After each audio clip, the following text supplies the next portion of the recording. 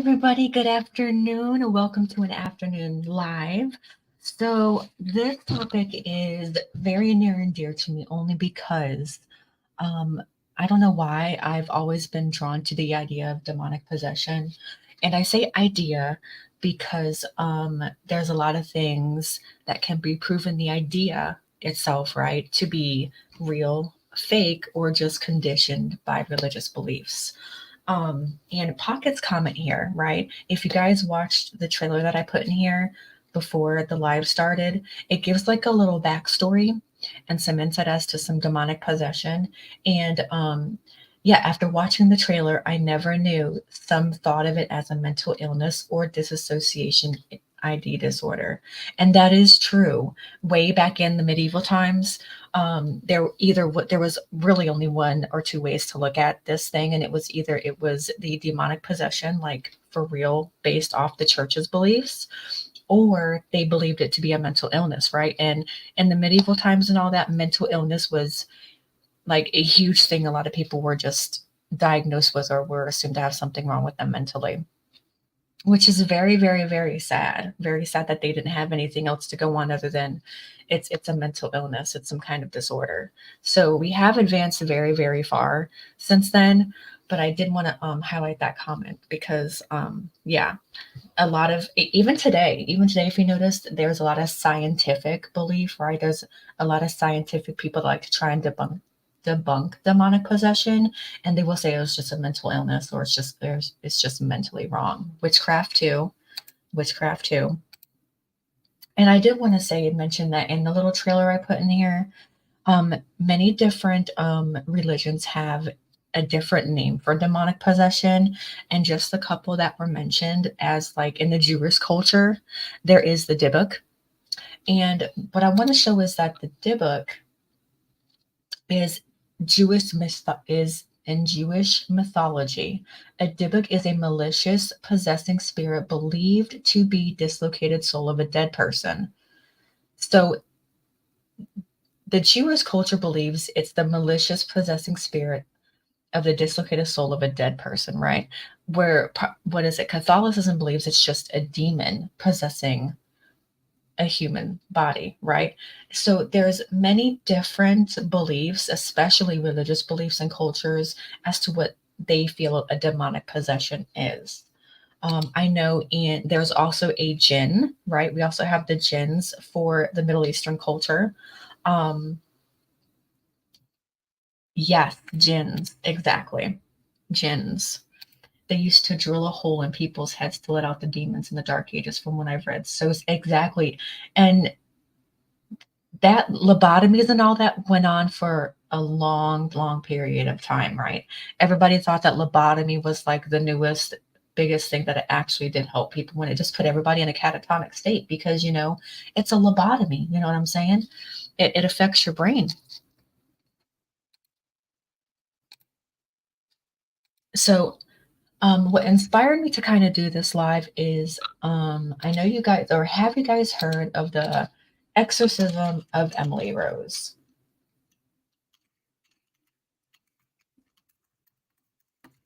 Hang on, I'm gonna get this. Look up her actual real picture here in a second.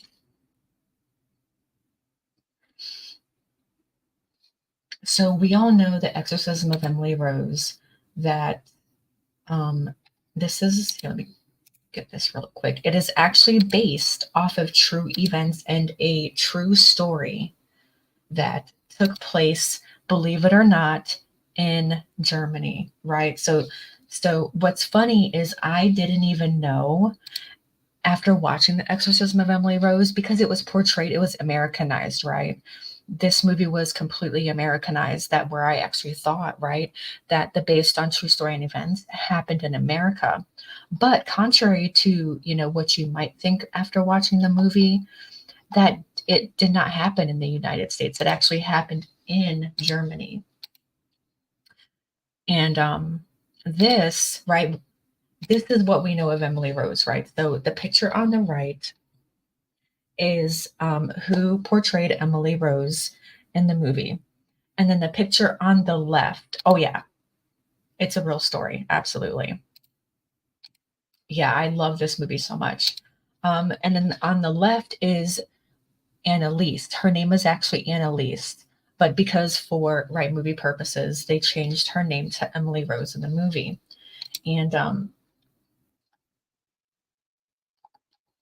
I had that story bookmarked. Let me grab it real quick. Yeah, here we go.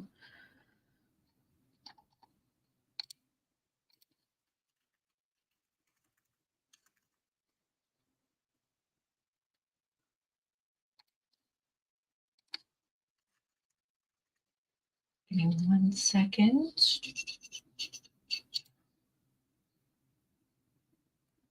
Her name was Annalise. I think it's Michelle, Michel. And she was born September 21st, 1952, in Bavaria, West Germany. And then she died July 1st, 1976, at the age of 23. So, as in the movie, right, as it portrays Emily as a 19-year-old girl in college, and then the story goes that she passed away at the age of 19 in the movie. But in actuality, she passed away at the age of 23, which is still very, very, very young. Still very, very, very young, right? What I believe, it's hard to it's okay. So what I personally believe, because I have been I am Catholic. I just haven't been a practicing Catholic for a really, really long time, and I'm not really devoted and everything. But after being taught about it in, in what we call, well, it's like Sunday school, Bible studies, all that stuff is what you would go to all the time, and being taught certain things, reading up certain things, and then kind of looking into things for yourself. I do believe in demonic possession, but I also do believe mental illness plays a huge factor in possession.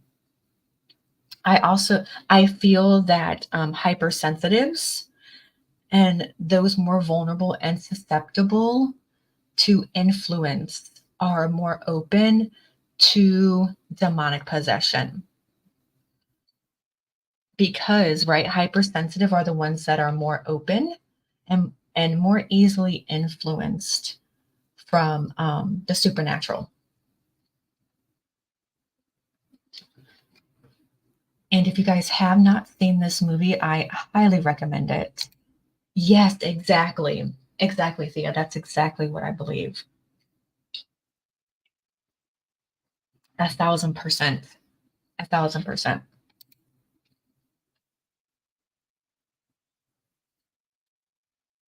And then another one that you can also watch, there's several on demonic possession. Of course, I know you guys know The Exorcism from the 70s. That's always a good one. But I like ones that actually like portray the exorcism rites and possession in itself. Yes, right? We believe it can be exactly, Una, exactly. Catholicism, right, is very huge and has a huge presence when it comes to demonic possession. As I'm sure you've seen in many movies, right? They always need, approval from the cardinal or the diocese, right? The diocese is a group, right? A group of people of the cloth that determine whether or not, people qualify for an exorcism, the exorcism rites. Yeah, like it goes back many, many, many centuries about it being, a part of the religious belief. Demons are, yes, I believe demons are real, right? If we can believe the light and all the good and angels and God is real, right? Then you also have to be open to believing that that other side of it is real as well. Yeah, well, I'm in trouble. I'm bipolar. I believe it. Yes, absolutely. Jinns love those who they that's what I'm saying. Mental illness just leaves you open for more and it you're vulnerable. Anytime anything happens to you mentally, it leaves you vulnerable and mentally weak, right? Yep, see, Sally believes in it. Just protect yourself and be mindful of feelings that are abnormal for you. A psychic friend told me the power of prayer is everything. Yes. And of course, there's always different types of power of prayer, like different words, phrasing, whatever it is that you want to use. Because as long as you believe in that saying, it will work for you, right? Believing in it is actually what makes it powerful.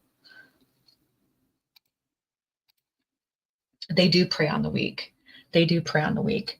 And I know I seen the question earlier where Pocket Stand said before the live started.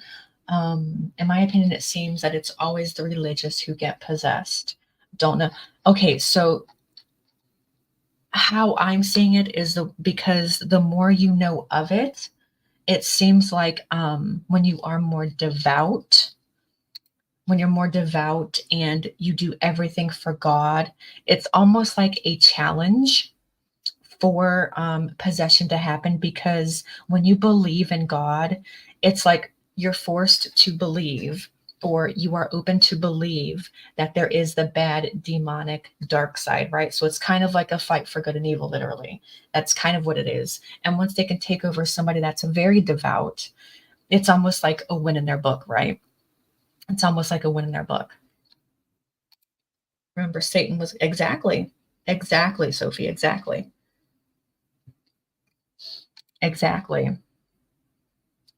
So, like I was saying, there's other movies like I'm going to show um, about a Dybbuk. So Dybbuk is the Jewish culture of a demonic possession. Now, if you want to know more about the Dybbuk, I recommend watching the movies Unborn and the movie Possession. Hang on, I'm going to go grab the pictures for those so you guys can know what it actually looks like. And it's got Jeffrey Dean Morgan in it, you guys. This has Jeffrey Dean Morgan in it with his fine ass from The Walking Dead, okay? And from Supernatural, right? Oh my God, that's another one. We'll get into that here in a second about Supernatural. We'll get into that here in a second.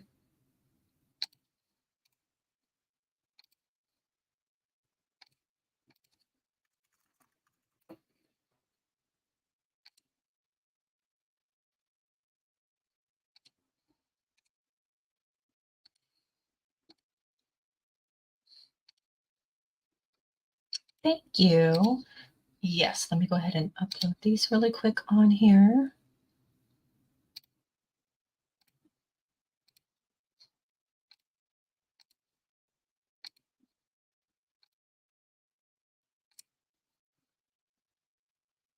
Okay, so two other movies, The Unborn. So, how many of you guys have seen The Unborn? Am I right, dude? He is like one. I don't usually like go for older men, Thea. I'm a younger girl. I'm a younger man type of girl. But this man, I'm telling you, he's so freaking fine. He ages like fine wine. Okay, he ages like fine wine. Hey, Salmonella. Okay, so how many of you guys have seen The Unborn? We have the Rukia. And it's scary when the imams priest do a reading on potentially, but yes, I can imagine, but that type of stuff interests me so much. I am very interested in that topic. You think you have? Okay, so The Unborn is a I love this movie as well. And what I like about this movie is it deeply delves into the Jewish culture and the Dybbuk itself, of how a Dybbuk is actually becomes, what they go for, what to look for, and all that stuff. So I highly recommend you watch The Unborn. It is an extremely very well put together movie. And I really think that you will enjoy it if this is something that if this is along the topics and genres of what you like.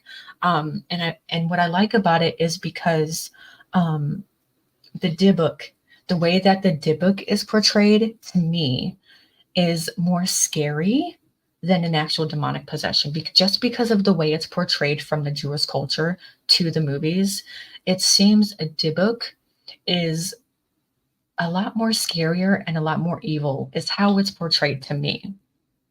I don't know what you guys think if you have seen this, but yeah, that's what I'm saying. The Dybbuk just seems like it's portrayed scarier to me and more evil than a regular demonic possession. And then another movie that I recommend you see that has to do with Dybbuks is The Possession, which is also based on a true story. And I watch a lot of the based on the true stories. I watch a lot of those. Um, And of course, this one is where she finds a box at a yard sale from a Jewish family getting rid of possessions. And she's kind of drawn to it because she is a younger girl. And the younger you are, yes, ma'am. And the younger you are, of course, the more susceptible and vulnerable and more open you are. Um, Please don't. No, I could put demons are vulgar, right? Because you always have to have the opposite of what the good and light is supposed to be. So the more vulgar you are, the more representation of the of quote unquote evil you are, right? Because right, light, devoted people, devout people wouldn't normally talk that way, right? Unless it's behind closed doors. Hey, Extinct Tube. Not a type of for me, but I'm here to listen to Tricia's soothing voice and say hi. I should not comment because you'll hate me. No. You are more than welcome to listen and chime in whenever you want. It is more than okay, Extinct Tube. Thank you for checking me out today. The older I get, the more I want to believe in ghosts and spirits, as it gives me hope that there's something in the hereafter. I think it's because of dwelling on my morality. Yes, I also believe that. I think when I was younger, I believed it, but I was more conditioned. If you guys don't know, because as you grow up and you become less pure, you become more influenced and conditioned as to what you're supposed to believe and how you're supposed to think. That it takes you a while before you come into your own as to who you are as a person, what your personal beliefs are, and what you feel, right? So it takes a little bit.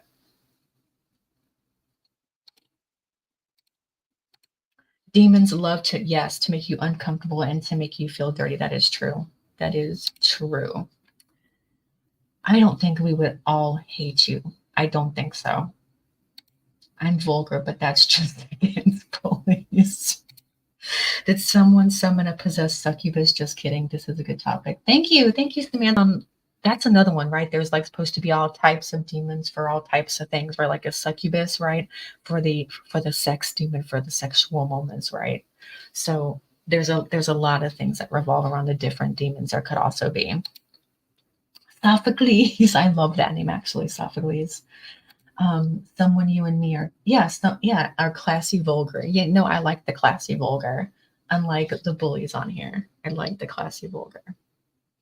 So the possession, of course, is when she finds a box, right? A Dybbuk box. These are what you call Dybbuk boxes. And if you haven't seen it, I once again recommend you guys go see this one as well, because it focuses on the possession of a preteen girl, which I think is a very good look into that. It's not just adults and older people, but it's also very very into the younger age as well. Very into the younger age. And the way that this possession, the Dybbuk happened, takes possession in this movie is very, very well portrayed. I like how it's put together. And it leaves a lot of things open for you. It's like, here it is, here's what's happening. What is your take on it? Very good movie. Very, very, very good movie. And there were a lot of moments where there were some jump scares for me, and I love jump scares. Love jump scares. Yes, very good movie. Puckett, that's very polite.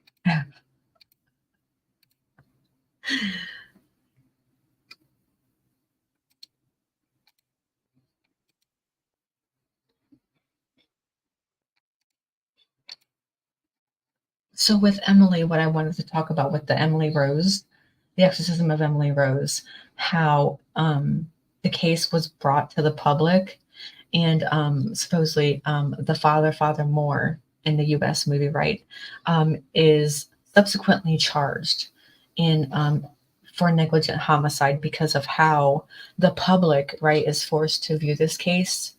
Because not everybody in public, right, open to the public, believes in demonic possession. So they are kind of forced to believe, forced to prove that demonic possession can happen and take place, where the opposing counsel is proving that it does not exist, right? And that there's a medical reason for them thinking demonic possession. Well, she has to come over to the other side and try and convince that demonic possession is real and that it can be scientifically proven. So, Exorcism of Emily Rose is I just like, I can't rave about these movies enough. I just can't. I'm having a discussion about mental health later and stigmas. Salma Pocket didn't mean in this chat, although one came in, but yeah, in general out there.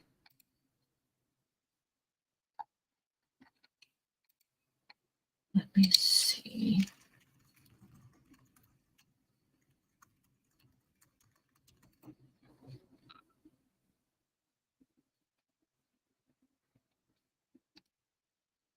Let's see.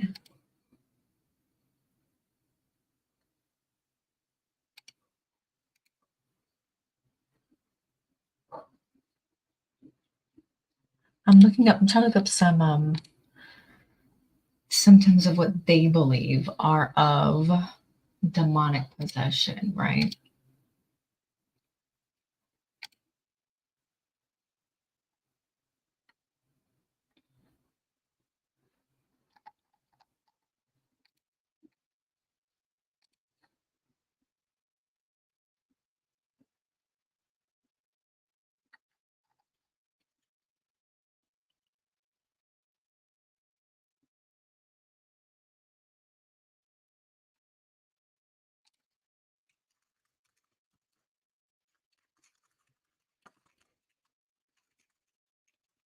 Let me see here.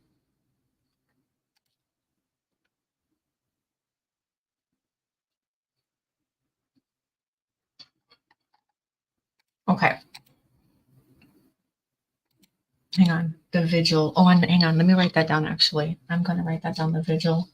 Actually, I'm gonna type it over here. The vigil is a good movie to watch. Okay. God, I want to watch The Unborn now. Um. Okay, so how many of you guys like Constantine? How many of you guys like the movie Constantine?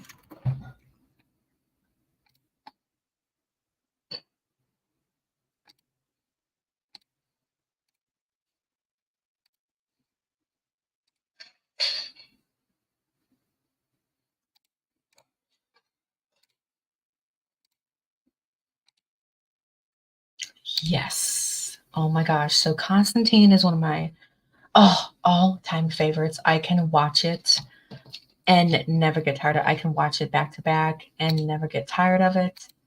Um, and this movie, I don't know what it is about this movie. I don't know if it's Keanu Reeves. I don't know if it's just the movie in general, but Constantine has always hit me in a different way. And I think it's because of the demon and the angel interaction and certain scenes in this movie, how it shows that they kind of coexist in a way, and how you only give humans, right, certain nudges in different directions, and how ultimately it's up to the human, right, being a human itself and the choices that they make, which I do fully believe that. But then I also do believe in actual possession. I'm vulgar for it.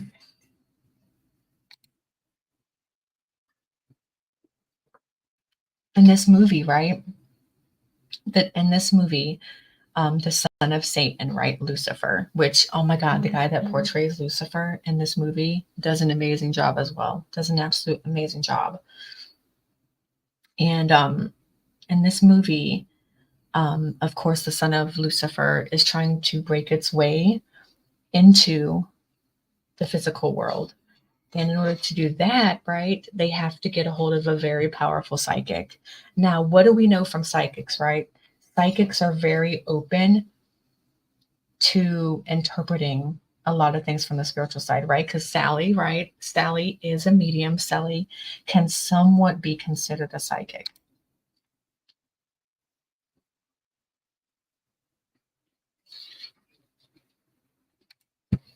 Though I'm the only one who strongly does not believe any of this. I love horror. That's okay that you don't believe in it. That is more than okay, Exene 2. That is more than okay.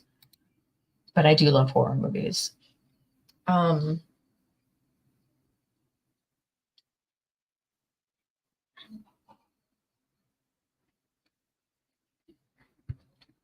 Let me see how this poll. I like how a lot of you guys are drawn to the paranormal. I really like how you guys are drawn to it. Yep. Yeah. Yeah, you do. Now, have you guys, right? Exactly, that's fine. Everybody believes what they believe.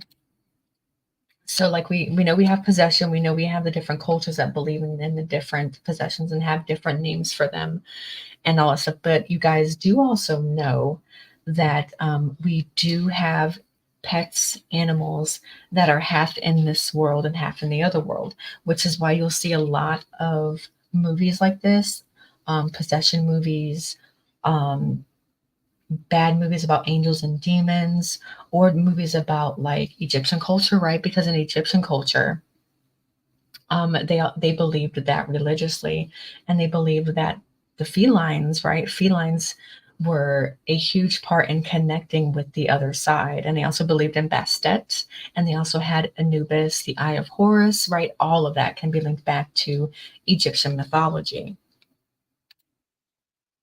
And there are demons real life. Oh yes, absolutely.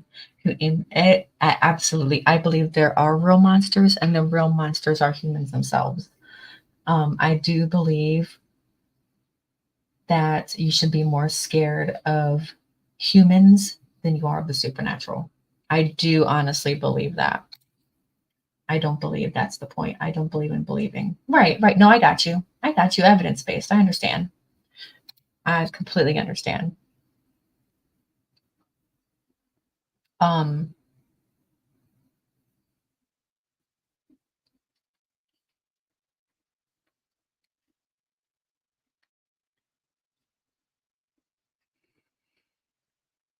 but the cats, yes, the cats. The cats are especially cats and dogs, right? But you'll see a lot of felines and a lot of movies that have to do a lot with the paranormal, supernatural, and connecting with the other side because they believe that once you connect with animals, you can also connect with that other side and kind of use them as conduit, which is why I believe that the Ouija board can be a conduit, but I also believe that anybody and anything can also be used as a conduit. It's all a matter of giving it power, believing in it, right? So I believe that anything that you give power to can be a conduit.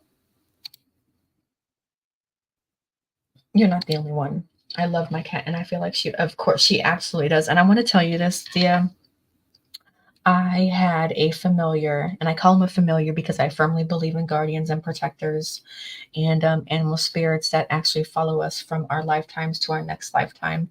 And I firmly believe that my familiar that I had that died a couple years ago, coming up on 2 years, actually. And he was the best feline, the best companion I had ever had in my life.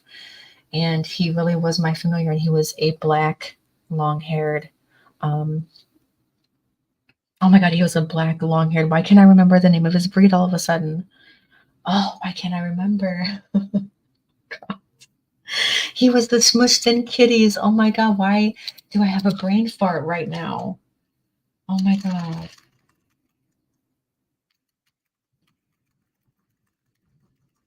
Oh my God, what is it? Persians. Oh my God.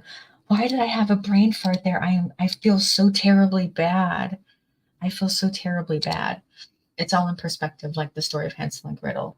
Those two juvenile delinquents came to that sweet old woman's house and started to damage her property, and then they push her. True. Right, that story can also be argued. Cats are sacred in my faith, and they can see what we are not able to see. True. I don't know how the other side communicates through me. It just happens. Oh, 1,000%. I wasn't a cat person, but Spooky chased me, and I can't explain. It was fate that brought us together, and I have no other explanation for it. Someone protected me. The Emperor Constantine is a very interesting historical character when it comes to religion, and I'm behind, listening fast to catch up. Oh no, you're fine. Next to you're fine. Brain fart. I swear I didn't mail the fart. It's funny. I don't like the boards, but the box I could do and would love one. Yes. So yeah, the Pekingese cat, which is what my familiar was, was absolutely my guardian. Believe it or not, he would actually patrol the spiritual realms while I slept, or just he would literally like watch over me, be my guardian. He was always there to try and safeguard me from a lot of bad juju or bad things that would come my way. When I lost him, it was very devastating, and even now I still can't sometimes come to terms with that he's actually gone, because I still feel that he's around from time to time. Even my toddler, she's 5 now, and it happened almost 2 years ago, she'll randomly tell me, she'll be like, "Mama, look, it's Jinx," or "I miss Jinx," or "How's Jinx?" or "Where's Jinx?" Like, she still thinks about him and still sees him and still wonders. So, he's had a huge impact on, my life in general as a feline and my familiar. And I can't wait to encounter him again in my next life, to be honest. I curse too, but it's intentional. It is to punctuate or elevate, not as idiot's form of speech. Simba is my favorite. I think he really is. I think he really is. And he is the best.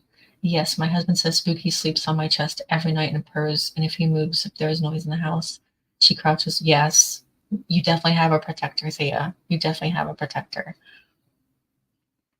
So, and it's firmly my belief that animals choose you, right? People say a lot of the times that you choose your animals, but I firmly believe that the animals choose their people and choose their humans, so to say.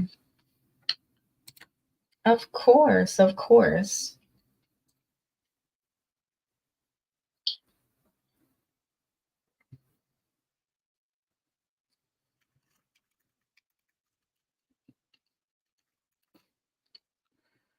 Let's see.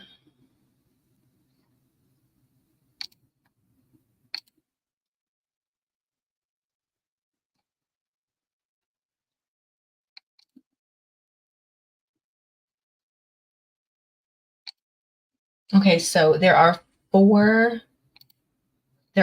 degrees of demonic possession. One is called the infestation. The infestation. So this is the haunted house type stuff. So footsteps, voices, apparitions, furniture or other objects moving without human agency, odors with no discernible source, right? Because you always hear, right? You for some reason you always hear for possessions, or when um, the demonic side or the bad is out and about, that it's always usually around the witching hour, which is 3 o'clock in the morning, to mock the Holy Trinity, so they say. And it's usually followed by a sense of burning, right? A sense of burning. And it says rather than directly affecting people, infestations only affect property, objects, or even animals, which is also right, infecting the mind. Two is oppression. Activity steps up with physical attacks, sleep disturbances, including regular nightmares, frequent and severe illnesses, major depression or anxiety, severe financial or employment problems, relationship troubles. While these things can happen in normal course of life, all of them happening at once or in rapid succession could be a sign of demonic possession. What do you guys believe in that? Do you guys believe in the oppression? I believe in the oppression, like it says here, like things happening and all at once rather than a period of time, right? I think when things happen all at once like that, are an absolute sign, could be a sign of possession, with along with the other signs and symptoms of possession. I don't think by itself it means possession.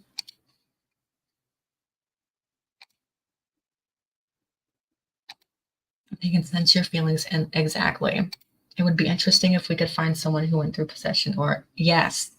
Well, I mean, I don't know if I'm going to say, but, or if that person wants to say, or if that person wants to possibly talk about it. But yeah, do you know about the reward? Also, like psychics, no profile has solved the case either. Interesting.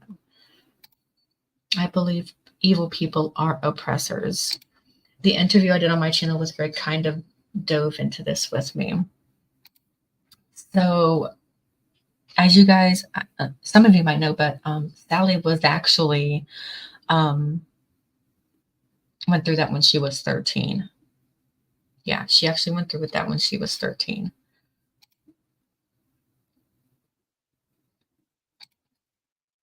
So we can definitely do another live where Sally comes up and talks about it, or we can do a video, or whatever you guys want.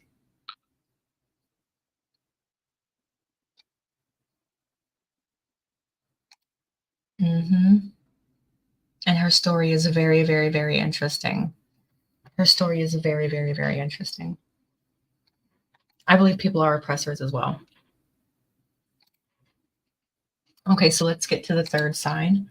The third sign is obsession. So, as the name implies, at this stage, the afflicted person has a hard time functioning, being constantly preoccupied with thoughts of the demonic activity commandeering his or her life, and frequently with thoughts of suicide as well. Sleep becomes nearly impossible. All three of these stages can be addressed by a competent deliverance minister. However, this last stage is reserved for official exorcists. So only after these three signs together combined can the number 4 sign of possession actually be applied. So, contrary to popular belief, possession is not demons entering a person's body or taking over a soul. A person's free will is never removed. I actually disagree with that. Only severely compromised. I mean, I can see that too. I can see it being severely compromised. Um, in possession, a person is so physically, emotionally, mentally, and spiritually broken down by going through all of the earlier 3 stages that demonic spirits are able to seize occasional control over that person's actions. Telltale signs of possession include superhuman strength, speaking in a language the victim doesn't know, inordinate aversion to holy objects, knowledge of events or facts the victim could not possibly know, and according to the Diocese of San Jose exorcist Gary Thomas, whose story was made famous in the book and the movie The Rite, which I actually watched and loved, changes in facial features. The telltale signs do not include 360-degree head spins. Okay, that does not happen, right? That does not happen in demonic possession. Oh, yes, we'd love that, Sally, if you are willing. Only if you are comfortable, no pressure. I'm doubtful I've spoken about it here, but I may have. But I also know what I would not have said had I, and the chance that you'd even remember is next to 0. I feel a brother in getting the name Simon. Neither correct. It though the name is not too far away.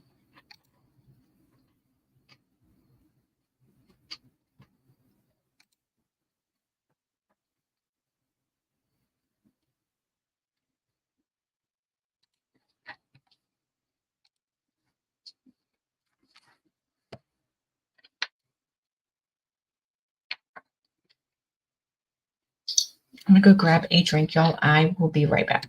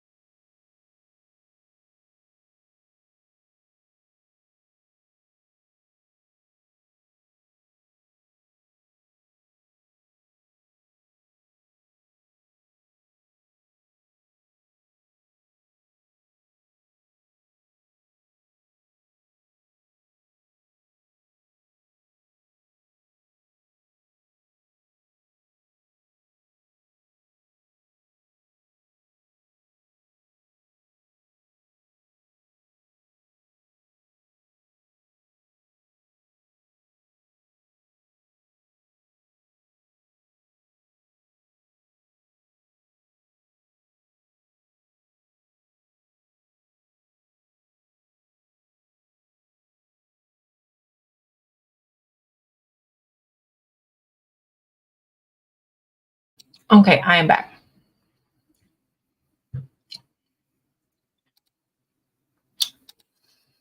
This is a good way to do this, although we can do it live, but tough to cold read, so I'll not say much so that it's right, right.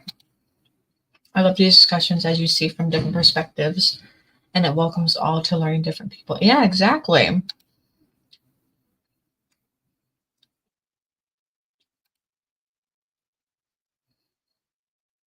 You had me at motorcycle. I'm here. Sorry, I had to grab something to drink.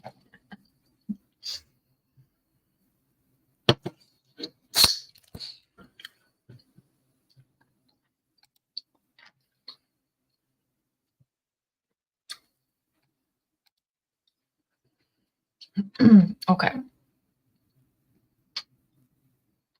Oh, let me get into Supernatural. How many of you guys have seen the series and the show Supernatural? See, look at that. You got ice cream while I got a drink. No pressure at all. And you did a lot of work yesterday, so I can understand that you are tired. So the show Supernatural, one of my all-time favorite shows. If there ever was one, I rewatch that one all the time.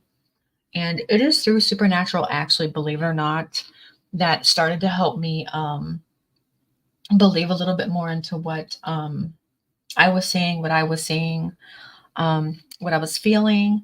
And there are a lot of things that were based that have like some of their episodes that they have based some of their episodes off of um, are actually quite good. Sometimes some of the meanings behind certain demons or certain like bad people, angels, demons, whatever it is, right? Because you know there's Crowley, you got Castiel, you got the angels and the demons. Going through and you know how you have like Cupid and all that, how certain things are portrayed through time. Um, Not everything is portrayed how you were conditioned to believe is ultimately what I think. I don't think everything is portrayed how you were conditioned to believe ultimately. I just got Italy too, but don't say. I normally ask people not to say. Yeah, she does. She always just says yes or no. I have a huge pork shoulder in the oven and we'll eat soon. It's my dog's birthday. Oh, 15, and she will have some. She's been crying for it since I put it in 2 hours ago. I've seen Supernatural. Yes. Oh my God. Yes. The And the funny thing is about how Cupid is portrayed in the series is so good because, right, um, growing up and through time and religion, right, we've always heard of Cupid being portrayed as this cute little cherub, right? That's like just goes around shooting arrows of love, right? And I like this version of how it depicts Cupid to be actually.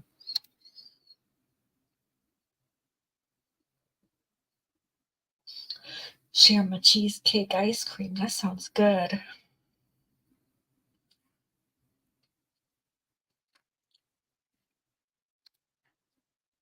Oh, and a lot of like I seriously want some supernatural tattoos, like you know how they have the one that doesn't allow their body to be taken over. I still want that. It's not that I just think it's really cool how you can believe in a sigil and how you can give something power of belief and how just believing in something gives it power. I just really I love that concept, always have. And yeah, God, I really want to rewatch a lot of things now after having this discussion about possession and about the church. Oh, another movie that I have to add in here. Hold on, guys. Another movie. There's a couple more movies that I want to add in here before anything.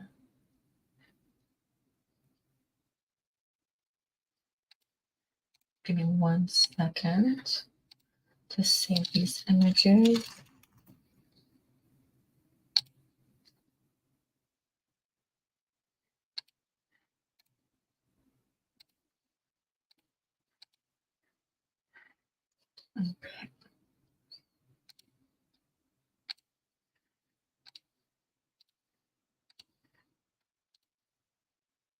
Okay, so here's a couple more movies, and in these movies, I highly recommend you guys watching them.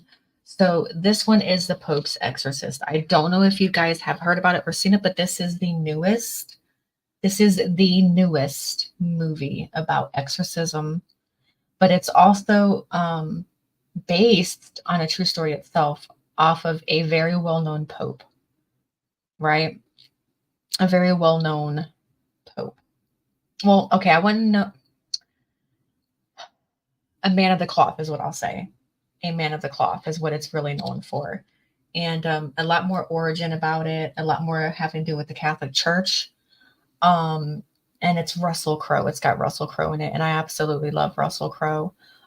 This is an very great movie that goes back. And what I like about this movie is it dates back to the Crusade and to how the Crusade may have possibly started and happened. And I love how they incorporate that into this movie because it actually makes a believable point since the Crusades was a holy war based off of church movement, right? And it actually makes sense from this movie why it happened. Do you think that people can be cursed by other people to become possessed? Here's my take on that. I don't think people can be cursed by other people to become possessed. I think people just want to believe that someone can make something worse for themselves. If that makes sense to you. I don't think other people can actually curse or make you think that you're feel like it might be possessed or hexed. I just think that there's a lot of different ways to go with that. Now people actually doing things to you physically can make you feel that way, hence a curse or a hex, right? But I don't think just putting intentions behind specific words as far as a hex goes. I know we talk about spells and putting intention behind spells, but putting intention and belief behind something so negative can never go well, which is why you always hear what you put out, which you get back, and what you put out, you'll get back times 3. So that I do believe. I just don't believe like one single hex or saying from somebody that believes that they have a lot of power without actually having some type of power can do that. I do believe though, believing in yourself, believing the things that you do as far as furthering yourself in life in a positive way, can affect you. I don't like to believe that the negative can have the same effect because if I believe that, then I'm giving the negative more power over the positive. I tell people I'm a food whore. I just opened a can of sauerkraut and strained out a whole bowl of juice, one of the finest things in the world to me. That and marrow, I'd love to eat with you.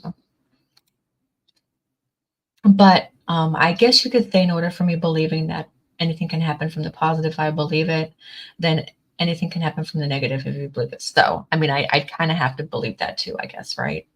I'd kind of have to believe that too. And then another movie is The Right. This one has Anthony Hopkins in it, and everybody loves Anthony Hopkins, right? He's been around for as long as I can remember. And this one is another possession, another one dealing with the Catholic Church. As I'm sure you guys can imagine, a lot of possession deals with the Catholic Church. Unless you get into the Dybbuk's and the jinns, then of course you have the Jewish culture and you have other religions and other beliefs. This one is also very good because this one is what also brings in one of the symptoms that was included in with that makes a possession real is having the difference in facial features. Absolutely, he is absolutely. And this movie was also good. It's called The Right. This movie is The Right with Anthony Hopkins, and it shows right he's actually performing the right. And for those of you that haven't seen it, another one like I'm gonna recommend every movie that I see. Pretty much, I'm just gonna say it. I just recommend it. So anything having to do with the Catholic Church just when it comes to possession. I highly recommend watching. Have you guys ever seen Stigmata? Because Stigmata, which it's really funny that I'm mentioning this right now. Do you guys know what Stigmata is? You guys know what Stigmata is?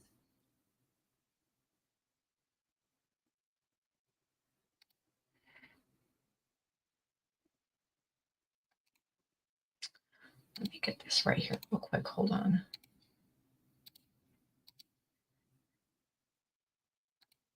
Silence of the Lambs. He went from being a cannibal to being a right, acting wise. Okay, so let me get this real quick. So Stigmata is another movie um, from I think the 90s or the early 2000s. Yes, like the scars that Christ had. And on his hands, yes. So there's a movie out called Stigmata, another one of my favorites from I think the 90s or the early 2000s. And it's got Rosanna Arquette in it. And Rosanna Arquette plays an amazing role in this because in this movie Stigmata, she plays an agnostic, right? And so she doesn't really believe in all that. And a stigmata, hang on, let me get to this. So the stigmata in Christian mythicism is bodily marks, scars, or pains corresponding to those of the crucified Jesus Christ. So that is on the hands, on the feet, near the heart, and sometimes on the head from where he wore the crown of thorns, on the shoulders and back from carrying the cross and the scourging. So, and of course, the stigmata in Catholicism, of course, are the bodily wounds. It's the rites and everything that Christ went through when he was put on the cross, right? That is called a stigmata. So when you hear of people going through what they call a stigmata, this is what they're referring to. Um,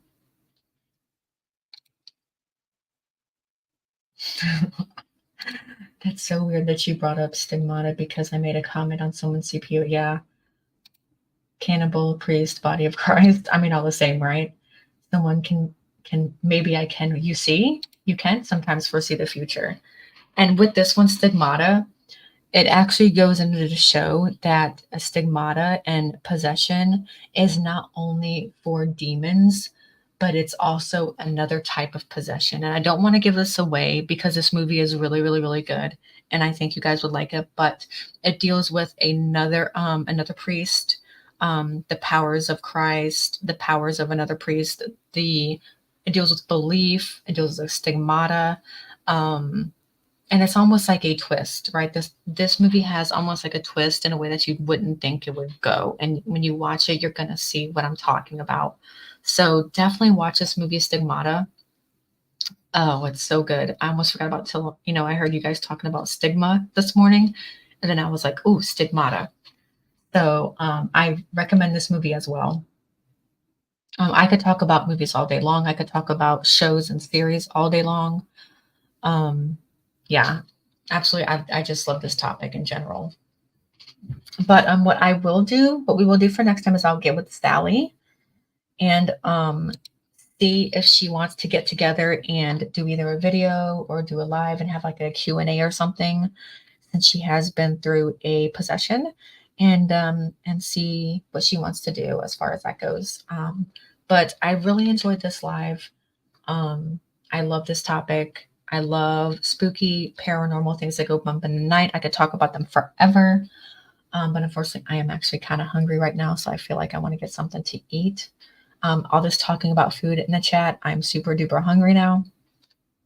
So thank you guys for coming out this afternoon. I know it's just like a random afternoon tea time almost, and I love the support that you guys give me for when I'm doing lives. I absolutely love it, and I hope to do more of these. If you guys would like certain other different topics, please let me know in the comments below, and we will discuss other topics. Or if you want to further this conversation, we can actually do that too in another live. Just let me know what you guys think. And yeah, I hope you guys have a good rest of your day, afternoon, and night, and I will be around. I just have to go do some shopping. I'm just super duper hungry now. You guys are bad. You guys are bad. Um, so thank you for coming out, Eve, and Extinct Tube you as well. Thank you for coming out and sharing your thoughts on this as well. I really appreciate reading your thoughts on this. And I will talk to you guys later.